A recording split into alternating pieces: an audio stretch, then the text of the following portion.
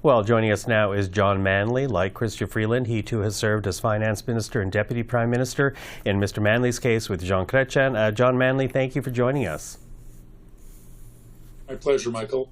So tensions between the Prime Minister and the Finance Minister, not necessarily a new story, but for Chrystia Freeland to share her resignation letter publicly and to be so open about her concerns, calling a government policy gimmicks, what does that tell you about the relationship between Ms. Freeland and the Prime Minister right now? Well, clearly it had broken down. I mean, her letter does say that she was told on Friday that he had decided that she was to be replaced as finance minister. Evidently, he offered her something else that was not satisfactory to her. Not surprisingly, she thought it would be better to take the step herself rather than be seen to be pushed. So I think once they had that meeting on Friday, today's events became inevitable. I'm surprised if PMO and the Prime Minister himself didn't actually know that that's what would happen. Seems they were caught by surprise. Caught by surprise. And you also make the argument, because you and I were talking before our interview began, you believe that Ms. Freeland actually missed a better opportunity earlier on. What do you mean by that?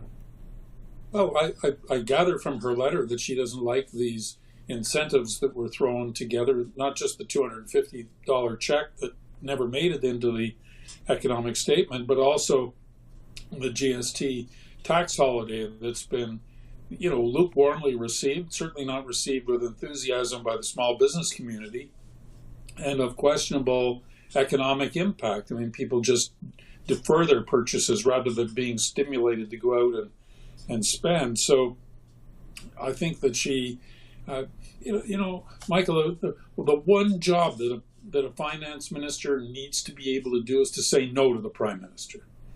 That's the leverage that he or she has to say, this is a no, this does not make sense, I don't support it, and if you force this policy, I will be required to resign as a matter of principle. She could have done that.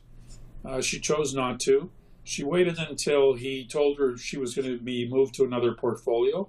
I think that's unfortunate. It's unfortunate. Unfortunate, as you say. Oh, and it's a. Sorry about that, Mr. Manley. Can you were saying it's unfortunate? Can you just pick up there, please? I think it's unfortunate because it would have been better for her. It would have been better for the government if she had taken steps earlier to head this off. And perhaps survived, or left on a matter of principle before the principles were already broken.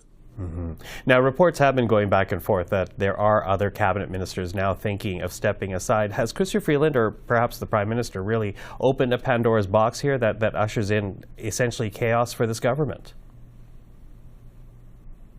Well, I think that it's brought the matter to a head. We knew this was coming.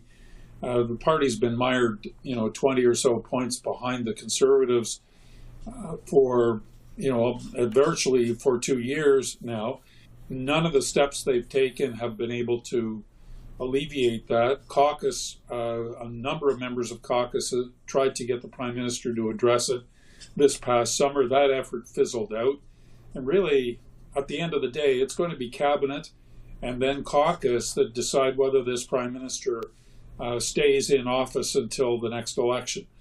I mean, he can go to the Governor General tomorrow if he wants and ask for dissolution. Governor General would grant it. It would mean the party would be in chaos going into an election. He can prorogue Parliament and try to avoid anything being precipitated upon him in the short term. But ultimately, Canadians don't vote just for the Prime Minister like the Americans vote for president. They vote for their local member of Parliament. You've got to have a team behind you and beside you if you're going to hold the office. And if he doesn't have that, he's going to have to find another path out. So you don't believe the Prime Minister can survive this? He can survive it if Cabinet decide they're going to rally behind him and stick with him.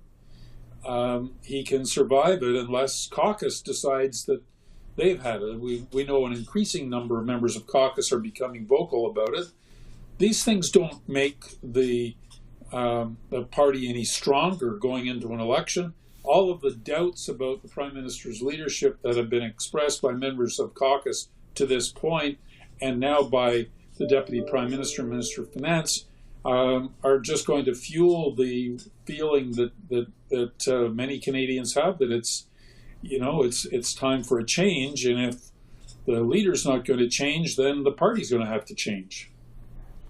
John Manley, thank you for this. Appreciate the time. My pleasure, Michael.